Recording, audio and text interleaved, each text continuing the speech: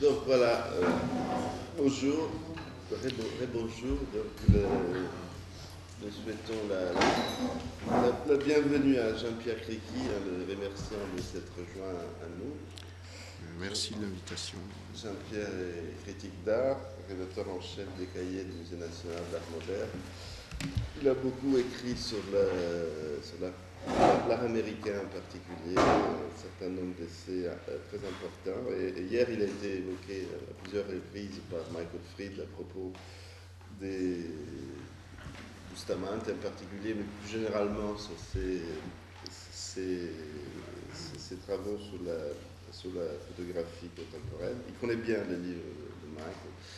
Et donc, nous lui avons demandé de participer de façon tout à fait informelle à notre discussion. Et par ailleurs, cet après-midi à 17h, il introduira Michael Fried au moment de sa conférence. Donc Jean-Pierre, là c'est un groupe mixte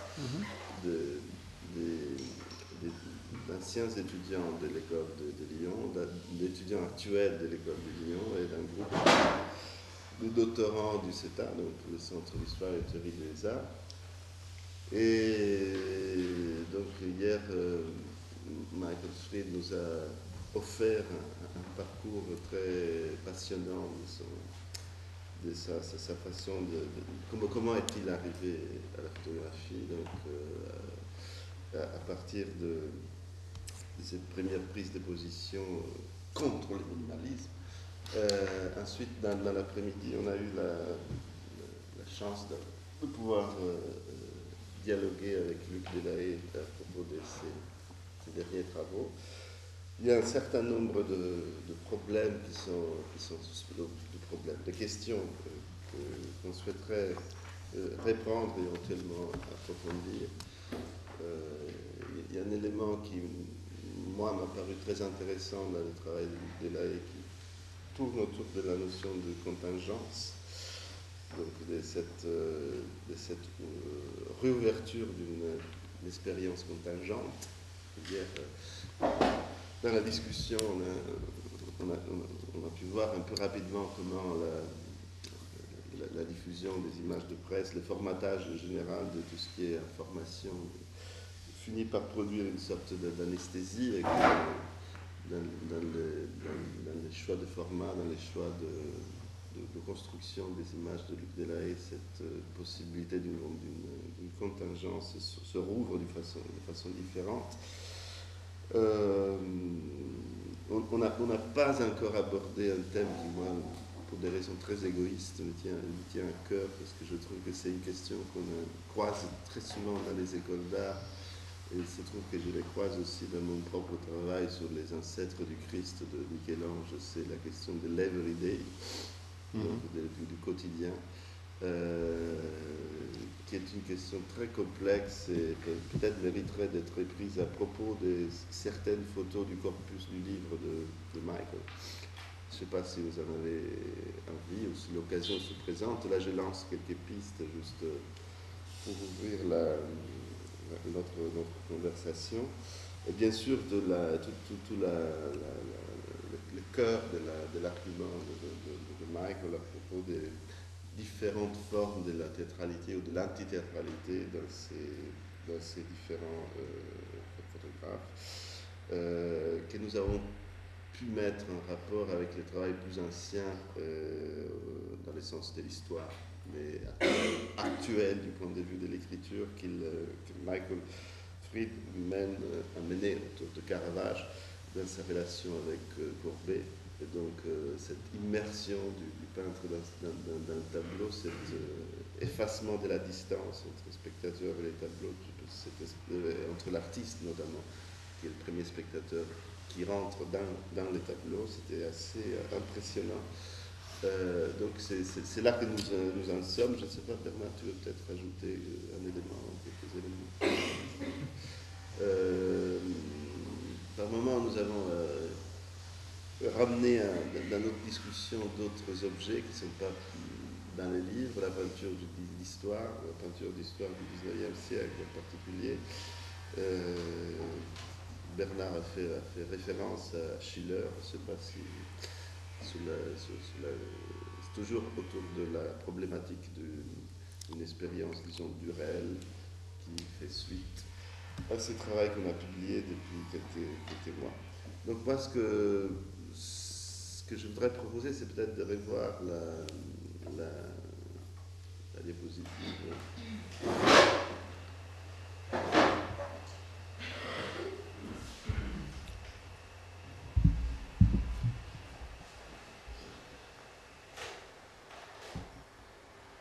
Elle est dans le bon sens. Donc, revoir cette image. Et alors, je ne sais pas si you want to just to a few words resituate this image, so we let. I will just say this, that the way that I became aware of Bustamante was some years ago. Whenever I come to Paris, Jean-Pierre and I have dinner. Ever since we met, this has just been sort of a basic thing. And a certain number of years ago, not that long ago actually, when I told Jean-Pierre I thought that I would be writing a book on photography, recent photography. And we started to talk about who was going to be in the book and so on. And that was a moment when I knew even less than I know now. So Jean-Pierre said, well, have we thought about Jean-Marc Bustamante? And I basically said, who is Jean-Marc Bustamante? And Jean-Pierre first told me about him, but also it's Jean-Pierre who made the major exhibition of Bustamante's photographic works. And I was sent the catalog and so on. And so what I know comes, almost directly from Jean-Pierre. And this photograph, for example, which I talk about in the book, is the photograph that Jean-Pierre begins his essay on Bustamante by discussing at some length. And it's also, it's one of the tiny number of works in all of my writing that I never saw, that I, normally, as a matter of principle, I only write about things that I've actually seen. In this case, it's very hard to see the Bustamante tableaus. They were made in an edition of one, and they're not readily available. I don't remember where that one is actually. So I don't know who owns it. I am talking about it from the reproduction in Jean-Pierre's catalog,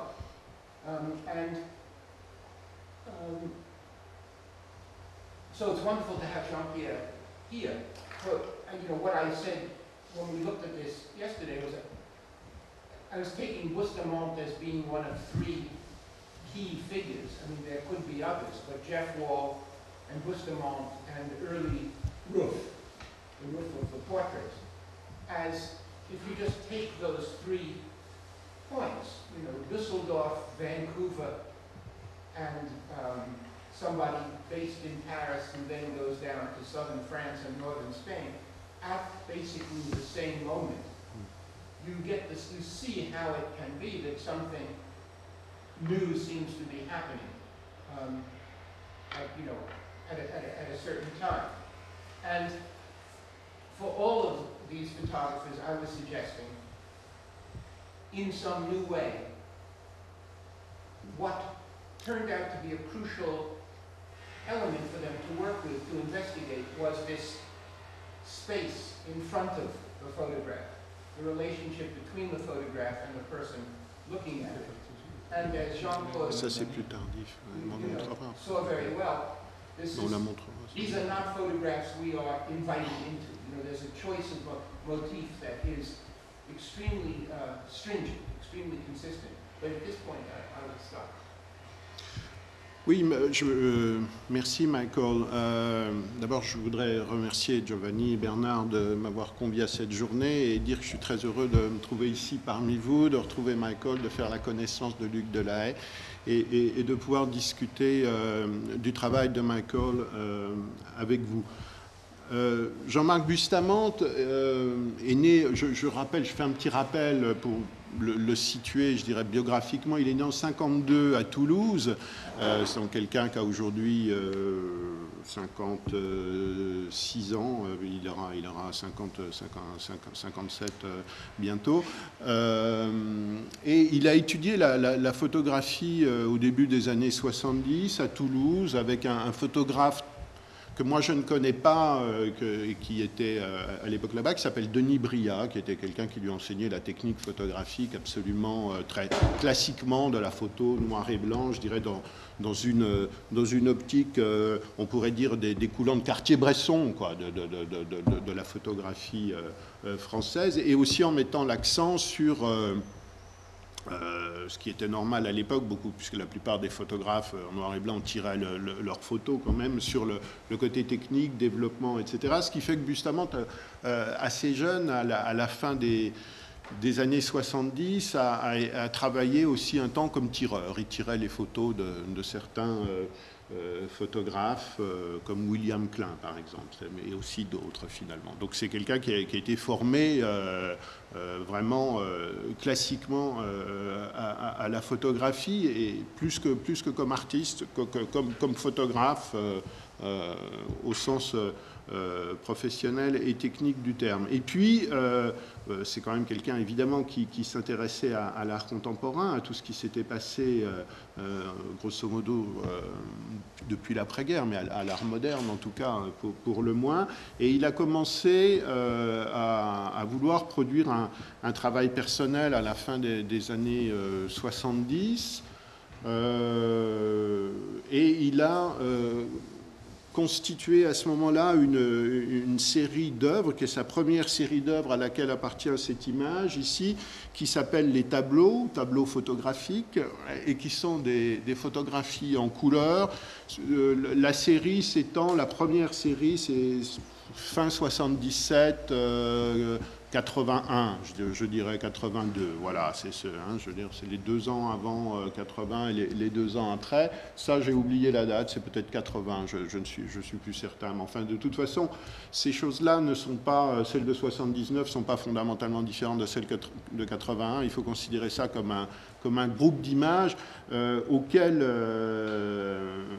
ces tableaux appartiennent, je dirais, par soustraction, puisque, comme je le disais tout à l'heure à Luc, à ce moment-là, Bustamante a pris beaucoup de vues, ainsi que Michael vient de le souligner, sont des vues du sud de la France ou de la Catalogne, c'est-à-dire ça se passe soit autour de Toulouse, soit autour de Barcelone, grosso modo, hein, ce sont ces régions-là.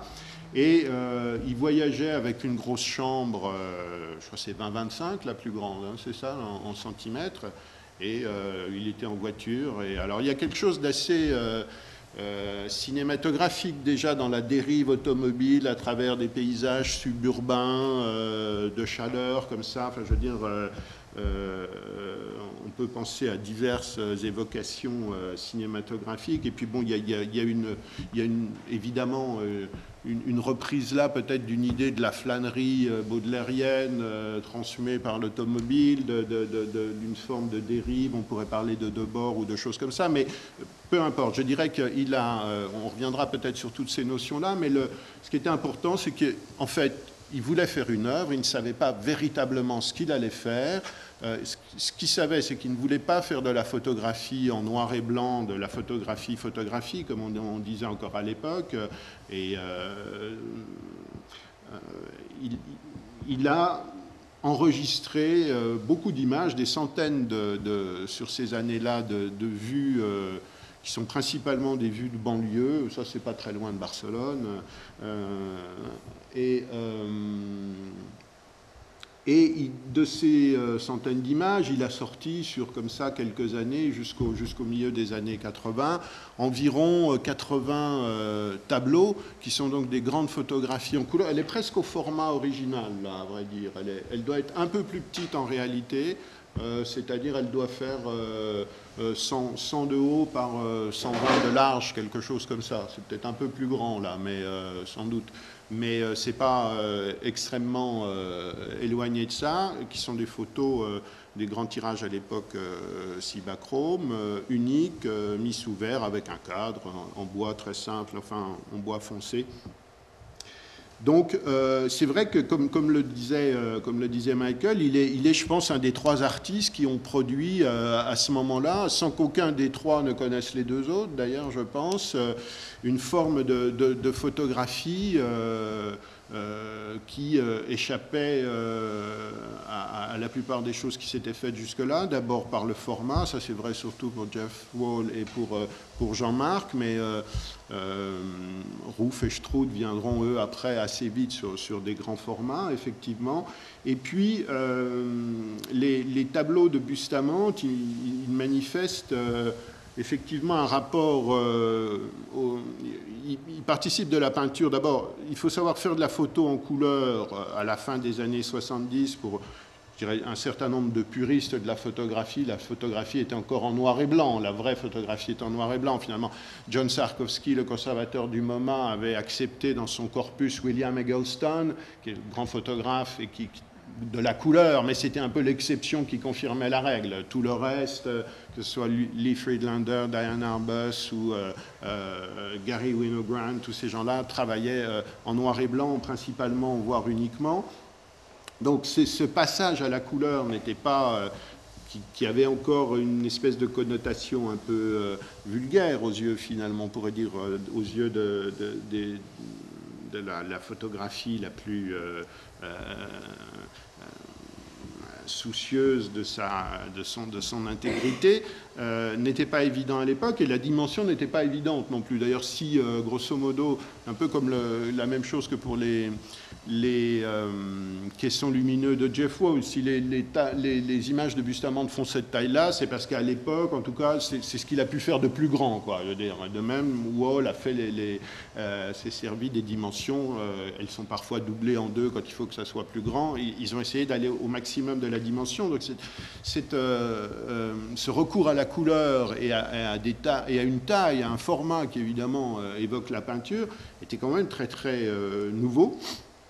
Et puis, ce qui est intéressant dans ces 3 photographes, ou ces 3-4 photographes que Michael a cités, qui installent la photographie dans un autre champ que celui qu'elle connaissait principalement jusque-là, c'est qu'ils se sont d'une certaine manière un peu, enfin surtout entre Jeff Wall et Bustamante, je veux dire, les sujets, même s'il y a des communautés fortuites, parce que, encore une fois, ils ne se connaissaient pas d'une communauté fortuite d'inspiration, les sujets sont quand même très, très différents. Enfin, je veux dire, Bustamante est vraiment quelqu'un qui s'est attaché au paysage à cette époque-là, et toute la série des tableaux sont une manière de réanimer le genre du paysage, de la peinture de paysage et notamment depuis le romantisme, je veux dire, mais d'inscrire dans la photographie un rapport au paysage qui avait pu être celui de Friedrich, de Turner, ou après de tous les peintres de paysage qui ont fait le romantisme et l'art moderne. Vous connaissez le livre de Robert Rosenblum sur les origines de l'abstraction et la peinture de paysage. C'est un livre assez discutable à mon avis, mais je veux dire qui montre que quand même il y a un ancrage de l'art moderne, de la peinture moderne dans le paysage qui est quand même très repérable. Alors Bustamante s'est attaché à ces paysages qui sont ni des paysages, ils sont surtout pas idylliques, c'est le contraire de Claude Lorrain, hein, finalement, c'est tout sauf un paysage, ce sont des paysages assez... là, on ne voit pas de construction, quoiqu'on voit quand même des traces, on voit, vous voyez, sur le bord de la rue à droite, on voit des moellons, on voit toutes ces vues qui sont des vues de lisière, de ce que Bustamante a appelé ensuite des lieux de l'entre-deux, c'est-à-dire qui sont entre la ville et la campagne, entre la banlieue et le début de la cité, des lieux de liminalité, comme on dirait en américain, des lieux du limes, de la frontière, du recouvrement de 2 zones différentes. Ils contiennent aussi, et ça c'est très très frappant, ils contiennent quasiment toujours des éléments d'une construction en cours, mais d'une construction au sens architectural du terme. C'est-à-dire, en fait, il y a toujours, quasiment toujours, soit des moellons au bord de la route, soit une villa en train de... J'en vois une autre ici qui fait partie de la même série, ouais, de la même série, celle-là. Soit des villas qui viennent d'être construites, soit qui sont en cours de construction. C'est une espèce de regard porté sur l'aménagement d'un territoire. Et vous savez qu'il y avait eu une exposition aux États-Unis début des années 70 qui s'appelait New Topographics. Alors Bustamante était très très au courant de la photographie américaine et notamment de Lee Friedlander, de gens moins connus, mais qui sont quand même de très grands photographes, comme comment s'appelait Robert Adams, et puis de quelqu'un aussi de très marquant, qui est Lewis Baltz. Lewis Baltz qui avait fait des photographies à la fin des années 60 en Californie, qui ont beaucoup marqué Bustamante. Mais tout ça, c'était des photographes du noir et blanc et du format... du format 30-40 ou 50-60. Voilà, vous voyez, bon, ça c'est un autre tableau de Bustamante, ça doit être 80 ou 79. Alors c'est typique, avec c'est aussi la banlieue de Barcelone, les villas en construction, et puis cette espèce d'envahissement du chantier, de la nature, si on peut dire, en train d'être façonnée, refaçonnée. Alors évidemment, moi ce qui m'a beaucoup attaché dans ce travail-là, moi je suis venu plus tard, après je connais Bustamante depuis assez longtemps, mais je ne l'ai pas connu à l'époque où il faisait ça, tout simplement parce que quand il faisait ça, je suis un peu plus jeune que lui quand même, et je lisais Michael Fried sur les bancs de la Sorbonne, donc je n'écrivais pas encore sur l'art, mais je l'ai rencontré un peu plus tard. Et puis le texte auquel Michael faisait allusion, qu'un des textes que j'ai écrit sur lui, c'est la préface le texte d'introduction du catalogue raisonné de son œuvre photographique, qui doit avoir 10 ans déjà maintenant, donc il y a d'autres photos qui sont venues, mais qui englobent toutes ces choses-là. Et c'est là, à ce moment-là, que j'ai commencé véritablement à réfléchir à toutes ces choses-là. Et ce qui était très frappant, c'est outre ces diverses nouveautés factuelles, thématiques, matérielles que j'ai évoquées, c'est évidemment cette espèce de métaphore très très prégnante de la construction qui est présente dans tous ces tableaux et qui était évidemment la construction de l'œuvre même de Bustamante, puisque c'est le moment incoatif de son œuvre, c'est le moment où lui-même se bâtit, se forme et essaie de se trouver. Donc il y avait là vraiment quelque chose, et je continue de le penser, je pense que c'est un des corpus artistiques les plus puissants et les plus marquants qui a été fait ces 30 dernières années, à cause de la qualité de ces images, de leur étrangeté, de leur beauté, de leur force de nouveauté, de leur difficulté aussi à les aimer, parce qu'elles sont tout sauf picturesques, c'est de l'anti-picturesque, de l'anti-pittoresque, de l'anti-beau paysage, mais aussi parce qu'elles sont un des cas les plus, pour moi, frappants, éclairants d'une œuvre en train de commencer et qui expose dans les images mêmes qu'elle produit les métaphores du commencement, les métaphores du chantier, de la construction, des éléments mis à disposition. Il y a très très souvent des grilles en minium qui sont passées à la couleur orange, vous savez, avant qu'on les repeigne. Il y a très souvent des briques, il y a très souvent... Enfin, je veux dire, c'est vraiment un vocabulaire... Ce qui est très drôle, c'est qu'à l'époque, évidemment, quand je lui ai dit ça, il n'a pas photographié toutes ces choses-là en se disant « je suis en train de commencer mon œuvre et je vais photographier des choses en train d'être construites ». Il n'y avait absolument jamais pensé. Enfin, je veux dire, il partait de Toulouse avec sa voiture et sa grosse chambre en bois comme ça derrière, et puis il roulait pendant des centaines de kilomètres, et 3 ou 4 fois par jour, il garait la voiture, il sortait la chambre, et il faisait une pause de quelque chose qu'il avait retenu, en essayant de produire. Alors, ce sont des images, là, la diapositive ne leur fait pas justice, mais ce sont des images extrêmement piquées.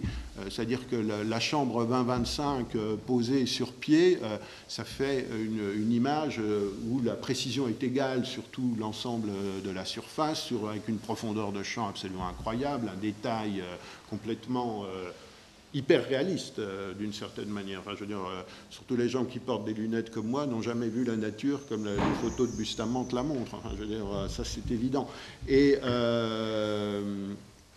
voilà. Et je dirais que c'est donc un moment important aussi dans cet aspect de construction de soi de l'artiste. Je veux dire, c'est ça qui m'a beaucoup frappé. Et en travaillant avec lui par la suite, et parce qu'il est devenu bien autre chose que photographe, il a fait beaucoup d'autres choses. Vous savez peut-être qu'au début des années, en 81-82, il s'est associé pendant une période avec un autre artiste qui s'appelait Bernard Basile. Ils ont travaillé en duo sous le nom Basile Bustamante, écrit en un seul mot. Alors là, en produisant un peu dans une mouvance de l'art postmoderne du début des années 80, en produisant des objets, des sculptures, des éditions, des choses, des ready-made ou des choses très très différentes. Et puis après, ils sont séparés en 86 et Jean-Marc a repris une carrière en solo sous son propre nom. Et là, il s'est mis à faire de la sculpture. Il s'est mis à inventer une forme de photographie très impressionnante, qui est selon moi l'autre corpus fondamental de son travail, dont Michael parle moins dans son livre, parce qu'on peut se demander si c'est de la photographie ou autre chose. C'est la série qu'il a appelée Les Lumières, qu'il a commencé en 86, et qui sont des sérigraphies sur plexiglas de grand format, mais des sérigraphies de photographie, mais pas de photographie de Bustamante, de photographie trouvée. Et notamment de photographies de livres sur l'histoire de l'architecture moderne, de livres suisses et allemands des années 40-50, qu'il a refotographiés, sérigraphiés à l'encre en noir, donc sur un support transparent, en grand format, au moins comme ça, et encore après plus grand, sur des plaques de plexiglas qui donnent des sortes d'images fantomatiques qui sont entre eux. Alors ça se rapporte au tableau, c'est accroché au mur comme un tableau. C'est évidemment du point de vue de l'objet, c'est une sorte de... C'est entre la sculpture, le design, enfin, c'est une chose éditée, c'est une chose faite comme ça, c'est fait dans une usine de sérigraphie industrielle à Besançon où on fait je ne sais pas, les abribus de Co ou des choses comme ça. Vous voyez, c'est produit avec ces moyens-là. Mais en même temps, ça a la photographie comme origine, mais pas la photographie de Bustamante. Hein, je veux dire ça. Donc là, et ça s'appelle Lumière, au pluriel. Il en a produit une centaine à partir de 1986, et c'est à mon avis l'autre pôle important de son travail, en tout cas par rapport aux images photographiques, mais qui est déjà très différent et très éloigné de la photographie, en tout cas telle qu'elle était encore traitée dans les tableaux de la fin des années 70, du début des années 80. Mais ce qui a confirmé, je dirais, l'importance de cette série-là, en tout cas dans son travail, c'est la manière dont aussi sa propre œuvre de sculpteur, de producteur d'objets. C'est quelqu'un qui a fait énormément de choses, des sculptures monumentales. Il y a une commande publique de lui dans le parc du musée d'Otterlo, le Kröller-Müller. Il y en a dans différents endroits comme ça. Il a fait beaucoup d'objets, enfin je veux dire, c'est pas de la sculpture au sens où du modelage, mais c'est en tout cas des objets construits. Ce qui a prouvé l'importance de cette première série-là, c'est que d'abord il a tiré une part de son vocabulaire de sculpteur, et là je pense un peu plus consciemment, de ces photographies-là. Hein. Vous savez que Matisse disait « Je me suis inventé en regardant mes propres œuvres ». Ça, c'est une phrase, je crois, absolument fondamentale aussi du fonctionnement interne d'un artiste. Bustamante s'est inventé sculpteur en regardant ses photographies des tableaux photographiques, ces images-là. Et les sculptures qu'il a faites à partir du milieu des années 80 employaient comme matériaux le béton, la brique, les poutrelles d'acier. Elles étaient la plupart du temps colorées avec du minium orange, etc. Enfin, je veux dire, elles reprenaient même parfois certains, du point de vue des motifs, certaines découpes des piscines de ces villas ou d'autres petites maisons en construction. Donc, c'est vraiment de là qu'est sortie toute l'œuvre, ou la majeure partie de l'œuvre qui a suivi. Donc ça, c'est très, très frappant, très impressionnant, cette espèce de logique déductive, comme ça, d'un artiste par rapport à sa propre production. Et ici, par exemple, enfin, dans celle qu'on voyait auparavant, et qui est effectivement que Michael a très bien commenté dans son dernier livre, je veux dire, celle de... C'est un peu c'est la croisée des chemins, mais Hercule n'est pas là. Hein, je veux dire, bon, voilà, c'est une espèce de... Alors, voilà, ça c'est une lumière, effectivement. Je vois que Bernard a un répertoire d'images ready-made à disposition, c'est formidable. Alors ça, c'est un plexi, vous voyez, les attaches en métal...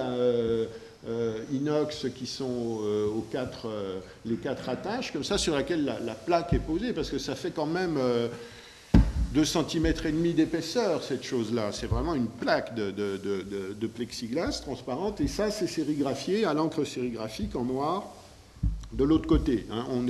Elles sont toujours tournées, l'encre est toujours de l'autre côté. Voilà.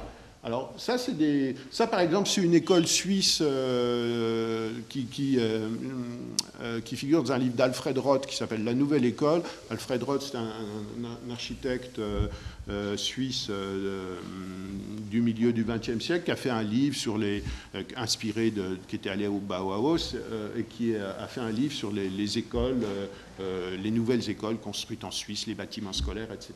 Ça, c'est une vue qui est dans le livre. Moi, j'ai retrouvé des tas de... Parce qu'il s'était bien gardé de le dire, quand même. Hein. Je veux dire, il n'avait pas... il n'avait pas prétendu que c'était des photographies de lui, mais il n'avait pas dit plus.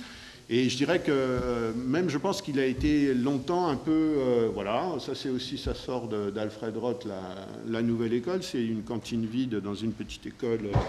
dans une petite école helvète de je ne sais où, mais Bustamante avait été assez prudent sur le fait de ne pas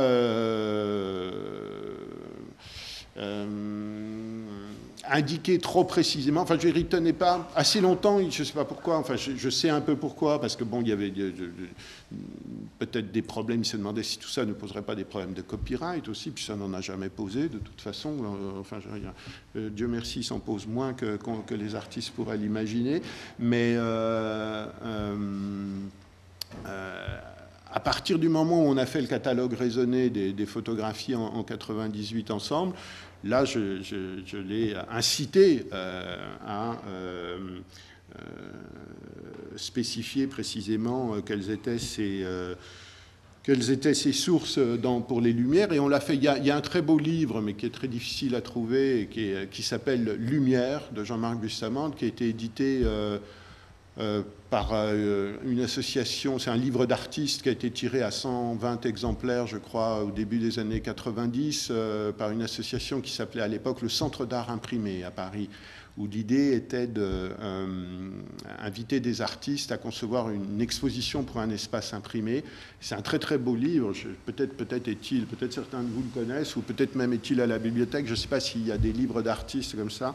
Je ne l'ai jamais montré à Michael, il faudrait que je lui montre un jour, qui est un livre qui est imprimé sur des feuilles de rhodoïdes, en sérigraphie, et qui reproduit les 21 premières lumières sur un support quasiment équivalent à celui des œuvres elles-mêmes, c'est-à-dire le rhodoïde est transparent comme le plexiglas, et c'est imprimé avec la même technique par la même usine qui s'appelle Mignographie, de sérigraphie industrielle. C'est un très beau livre, et là, à partir de ce moment-là, et quand on a fait le catalogue raisonné, ça doit être en 94, je pense, ce livre a été fait, on a commencé à dresser l'inventaire des sources de ces photos-là. Mais finalement, tout ça n'était pas très très important, parce que vous voyez qu'entre ça, celle-là particulièrement, ou la précédente, la salle de classe, avec la double grille des fenêtres et des tables, comme ça, qui est quelque chose d'extrêmement... c'est évidemment une allusion à la grille moderniste, à Mondrian, à tout ce qu'on veut. Et pour cause, je dirais, puisque ça provient d'un livre fait par un élève du Bauhaus sur l'architecture moderne, etc. Mais dans des images comme ça, il y a le même sentiment que Michael évoquait tout à l'heure de... D'abord, il y a une désertion, il y a une absence de l'être humain. C'est pas toujours le cas, mais enfin... c'est quand même assez frappant. Je veux dire, ce sont des lieux désertés. Ce sont des lieux qui manifestent à l'évidence l'occupation humaine, parce que le carrefour près de Barcelone, on voit bien qu'il y a quelqu'un à 2 mètres qui habite, ou il y a une maison derrière, ou une voiture est passée. Il y a encore les traces devant nous. Mais je veux dire, il y a une absence de la figure dans le paysage. Ce paysage avec figure absente. Les lumières, notamment tous les bâtiments scolaires comme ça, c'est intérieur l'architecture, intérieur avec figure absente. Avec ce même renvoi, je veux dire, alors là il y a une problématique du spectateur qui est vraiment celle qu'a théorisé Michael, qui peut être appliquée à des images comme ça, de la place du spectateur qui est posée immédiatement par l'absence de la figure dans l'image, implique immédiatement pour le spectateur de se poser la question de sa propre présence à lui face à cette image-là et de son rapport à cet espace, à cette vue, à cette veduta, à cette image qui lui est proposée. Voilà ce que je pourrais dire. Alors on peut, à partir de là, ouvrir la discussion. Justement, peut-être vous pouvez montrer, Giovanni, tu avais une autre photo plus récente de lui que tu montrais tout à l'heure, pour évoquer ce qu'il a fait plus récemment, parce que le travail, c'est un travail vraiment polymorphe qui s'est développé dans beaucoup de directions, et pas seulement photographiques. Oui, c'était pas ça, voilà, c'est ça par exemple. Alors ça c'est une série, il a refait de la photographie de paysages en couleur dans les années... ça, c'est dans un livre qu'on a fait, je crois, en 95, qui s'appelle LP, qui a été publié par le musée de Lucerne en Suisse. Et la série s'appelle LP, comme ça, Long Playing, ou je ne sais pas ce que c'est, Lake Pictures. En fait, c'est ça que ça veut dire, puisqu'à chaque fois, il y a un lac dans l'image où on est près d'un lac. Et ce sont des photos qui ont été faites en Suisse, toujours à la chambre, mais là qui sont d'un format beaucoup plus important, parce que la technique avait changé, et ça fait 2,30 m de haut, ça. Généralement, c'est quasiment le double de ce que vous voyez. Il y a eu deux séries comme ça dans les années 90 qui ont prolongé et repris la problématique des tableaux de la fin des années 70, début 80. C'est cette série qui est faite en Suisse, et puis une autre... qui s'appelle Tableau, aussi tout court, celle-là, qui a été faite au Japon. Et alors là, bon, je veux dire, la figure, elle est doublement absente parce qu'il n'y en a pas, et en même temps, vous voyez qu'on a affaire à un cimetière domestique qui est dans la cour, comme ça, je pense qu'on a une église, sur la droite, tout simplement, dans l'arrière d'une église. Sont des images assez... là aussi, enfin, je veux dire, l'interprétation est ouverte et peut l'être assez longuement. Et puis, tu en avais une autre où cette espèce de métaphore de la construction que j'évoquais tout à l'heure alors que j'aime beaucoup, moi, qui était... ah oui, d'accord, tu l'avais... ouais, bon, peu importe. Enfin, je veux dire, il y a une autre photographie, effectivement, qui est un chantier en Suisse, alors avec tout le... grue, moellon, bétonneuse, parpaing et tout ça qui résume véritablement cette espèce de mise à disposition par l'image d'éléments à assembler pour construire quelque chose, des rudiments d'une construction architecturale du point de vue du sujet, opérale, c'est-à-dire de l'œuvre du point de vue de l'artiste, et de l'interprétation. Voilà, c'est celle-là. Voilà. Le je pense que c'est le lac de Genève, un coin du lac de Genève, avec voilà, cette vue au premier plan. Et en même temps, pour le spectateur, une construction à faire de sa lecture et de son rapport à l'image. Je veux dire, tout ça étant métaphorisé, si on veut, par ce qui nous est montré. Voilà, c'est une photo 93, je pense, aussi très grande. Voilà ce que je pourrais dire de Bustamante. On peut en dire beaucoup plus, mais je pense que ça, si on veut rester sur le terrain de la photographie, en tout cas, ça circonscrit à peu près son travail et ça peut peut-être servir à prolonger ce que vous avez déjà évoqué ou ce que Michael vous a évoqué déjà auparavant et qui peut peut-être être repris à partir d'images comme ça.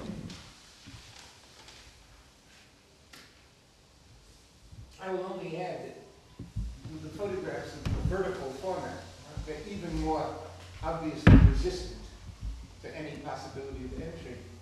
And when, at Jean-Pierre's suggestion a few years ago, I spent a day with Bustamante in Paris talking, one of the things that he said interested him about these photos was with the lake evoking the idea also of the monochrome. Of course. And so the monochrome, the resistance, very, very striking.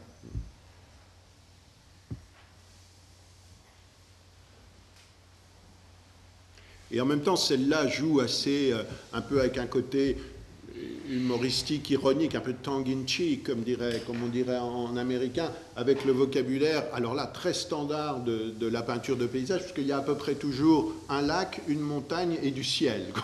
Donc c'est vraiment, c'est une espèce de cliché qui n'était pas forcément présent dans les photos, dans les premiers tableaux autour de 80, et qui là est un peu évoqué, qui est en tout cas mêlé à son répertoire thématique.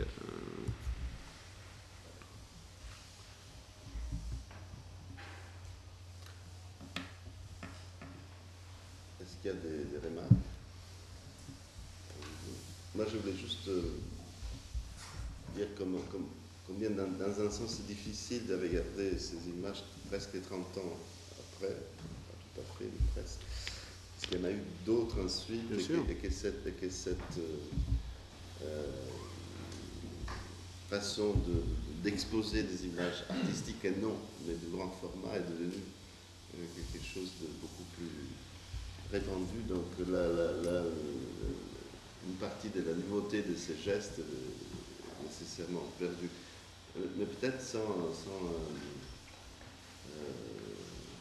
je voulais demander à Jean-Pierre, tu as situé cette démarche-là par rapport à la photo en noir et blanc, mais à qui il répondait Bustamante dans les champs plus vastes de l'art? Je veux dire, à qui s'intéressait, tu veux dire, ou à qui quel était ses réagissait dans un sens. Oui, il était très je dirais à Ellsworth Kelly et Bryce Marden. Voilà, c'était les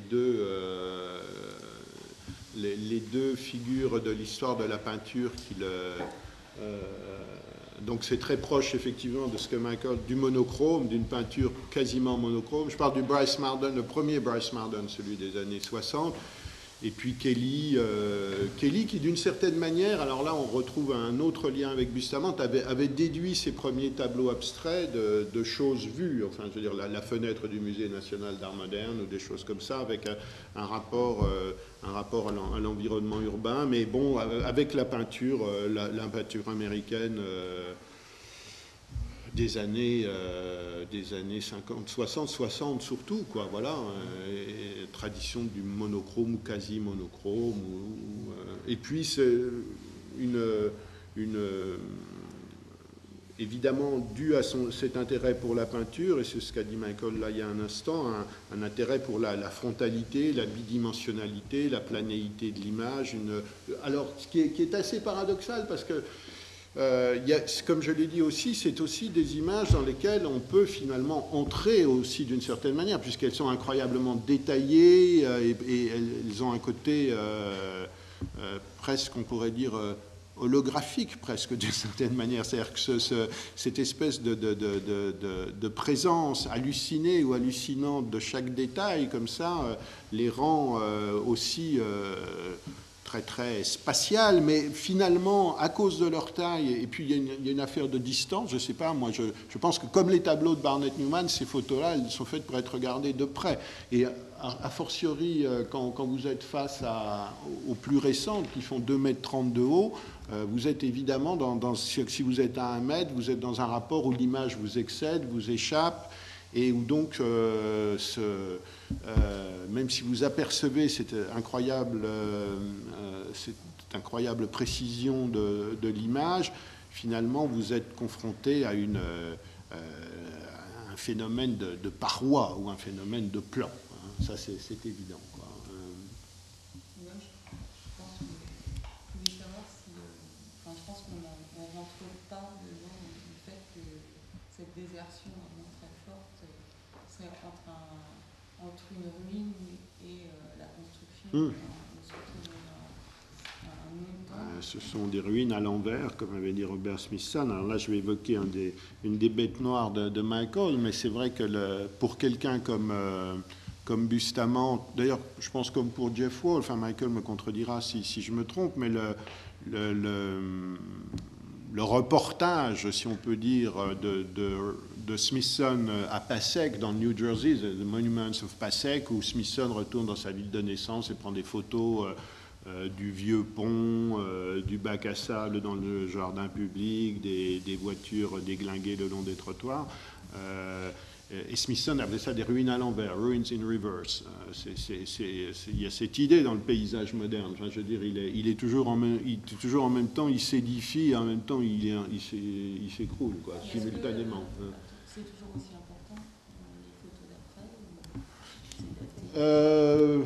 Vous parlez pour Bustamante, vous voulez dire? Je pense que c'était surtout important pour les premiers, les tableaux, c'est ce qu'on a vu à la fin des années 70, début des années 80, parce que aussi ce sont des lieux, bon, mais ça pourrait être dit de celle-là en l'occurrence, mais ce sont des lieux, justement ces lieux de l'entre-deux, c'était déjà ceux qui étaient allés, c'est des lieux extrêmement non pittoresques ou d'un pittoresque, sont des lieux du banal finalement.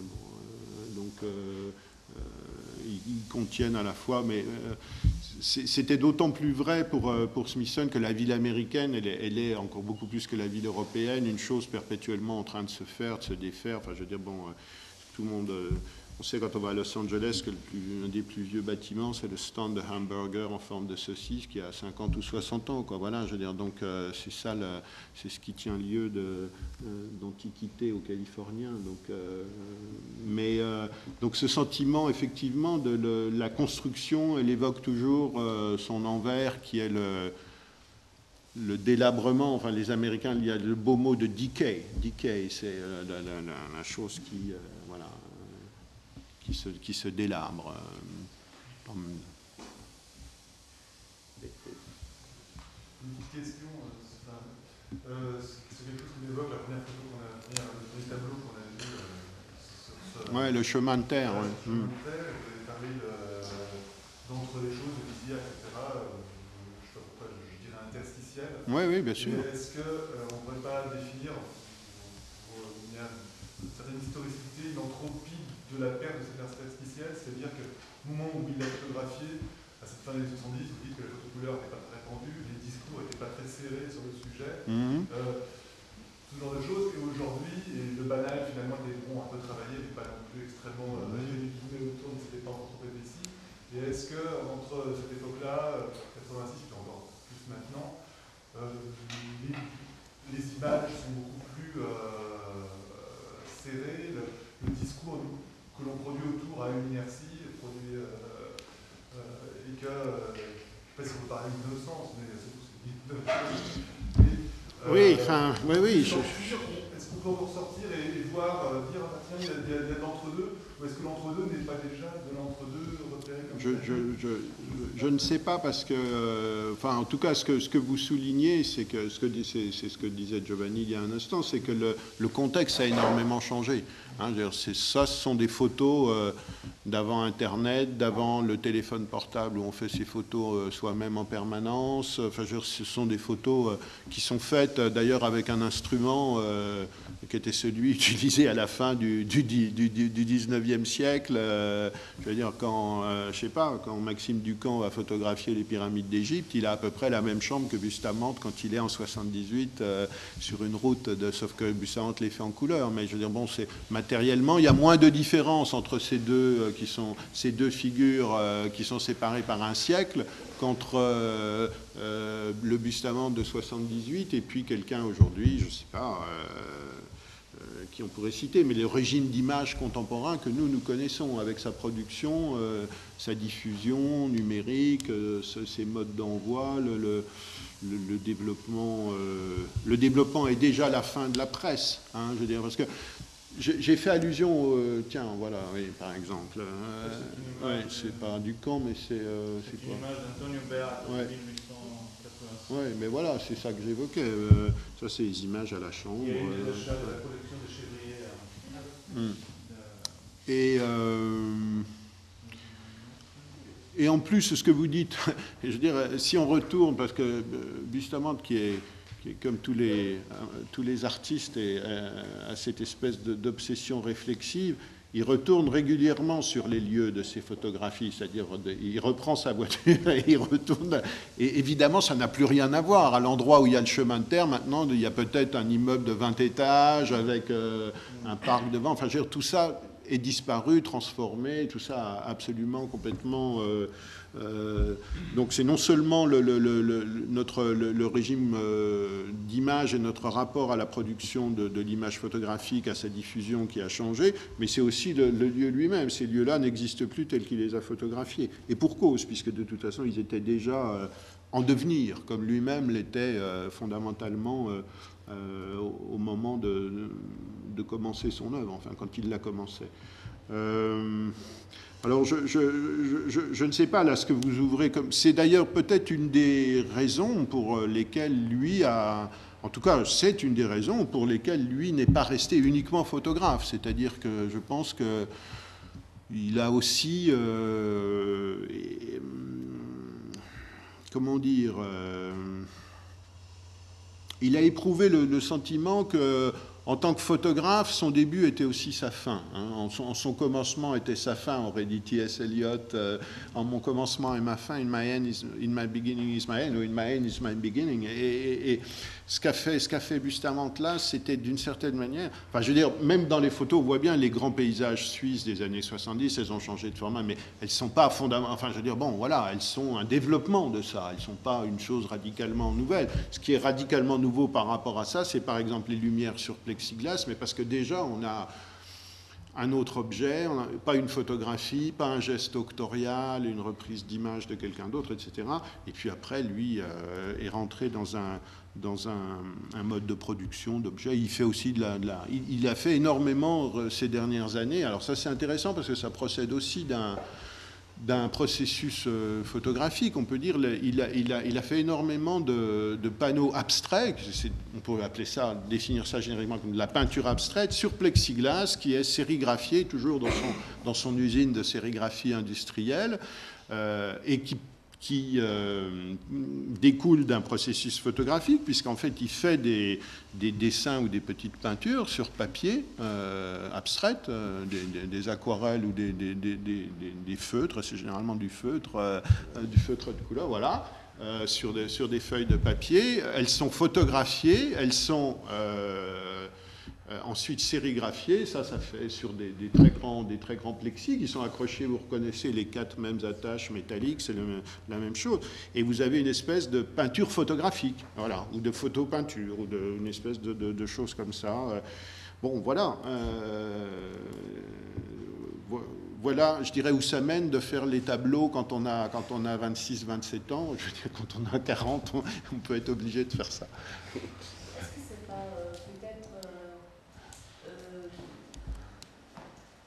Comment dire, il commence en jouant cette liminalité de façon thématique. C'est-à-dire, il choisit des lieux qui sont entre deux, qui sont Mais il l'a dit après, ça. Hein, il l'a dit après, parce que je pense que quand il commence, il ne sait pas très bien ce qu'il fait. Il ne sait pas ce qu'il fait, de toute façon. Voilà, ouais. Ces lumières qu'il fait après, ça ne consiste pas en jeu de l'entre-deux entre médias, qui est vraiment très intéressant en même temps. C'est-à-dire qu'il me semble, quand on a montré cette image de douche ou d'une classe comme ça, dans les passages entre la photographie et la sérigraphie, il me semble qu'il y a là une certaine enjeu, toujours de l'entre-deux médias. Bien sûr, bien sûr.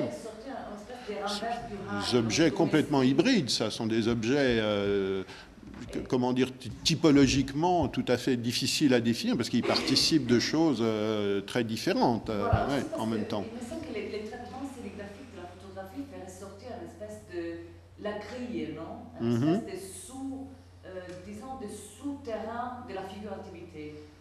Et donc, c'est une façon aussi, il me semble, de construire des cages. Parfois, il y a ces banques-là qui se reflètent sur les plafonds comme une espèce de...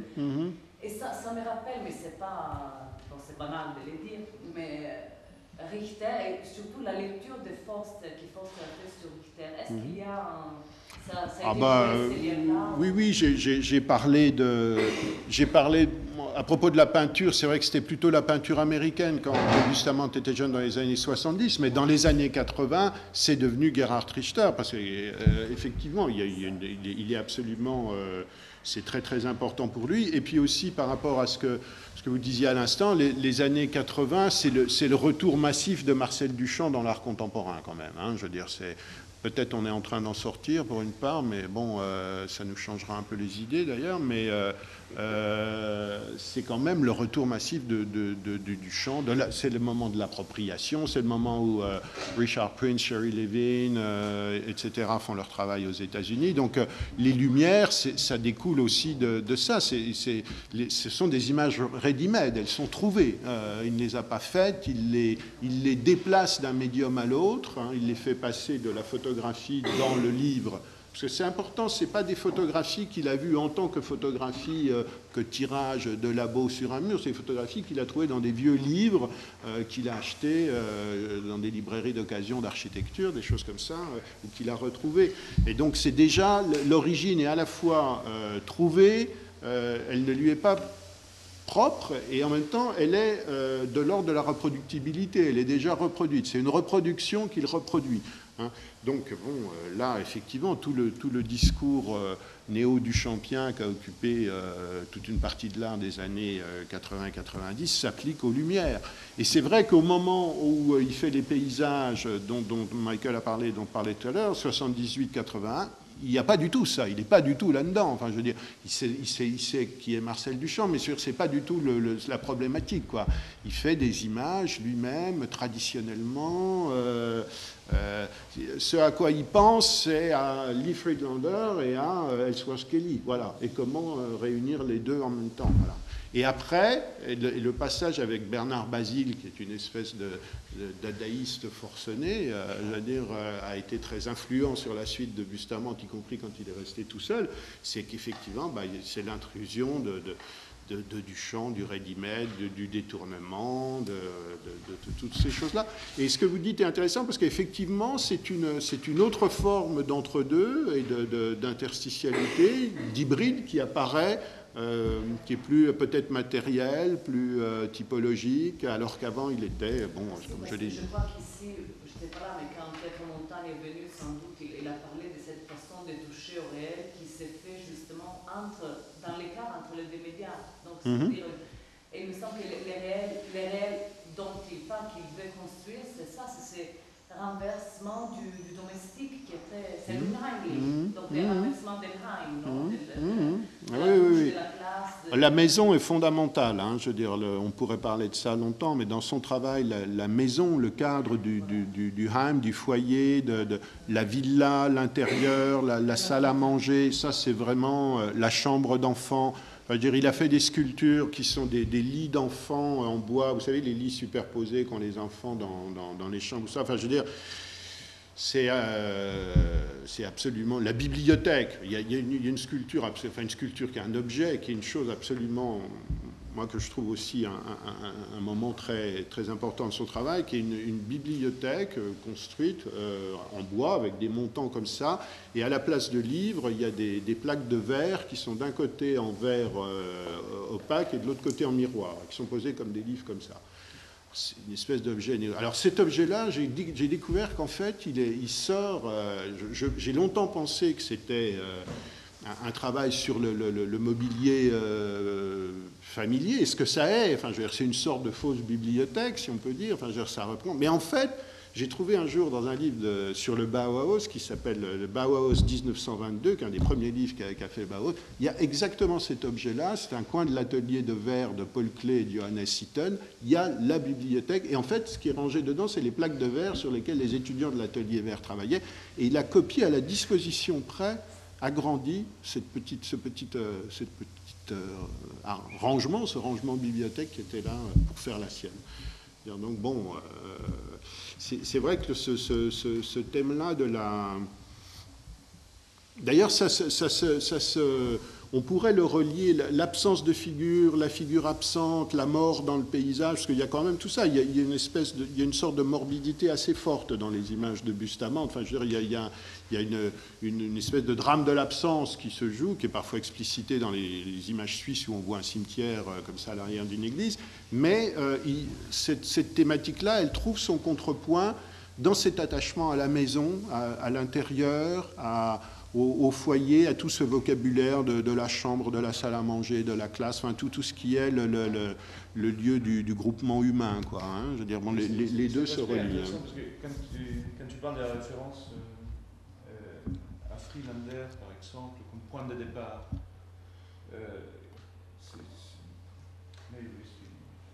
le problème depuis maintenant... Oui, 120 ans. 120 ans. Plus. Donc nous sommes dans les mêmes dispositifs, mais parce que ces dispositifs ont des contraintes à un moment donné assez étonnantes, et que pour réagir à une certaine chose, on va réfléchir plus loin. Ah oui, un dispositif qui lui contienne des handicaps. Oui, bien sûr. Des handicaps, je ne sais pas si on ne les voit pas, mais ici, c'est cette photo des tilleuls, donc en 1885 environ. Il y a ici un personnage qu'on ne voit pas. La photo est tirage comme ça. Donc on ne les voit pas, ces personnes.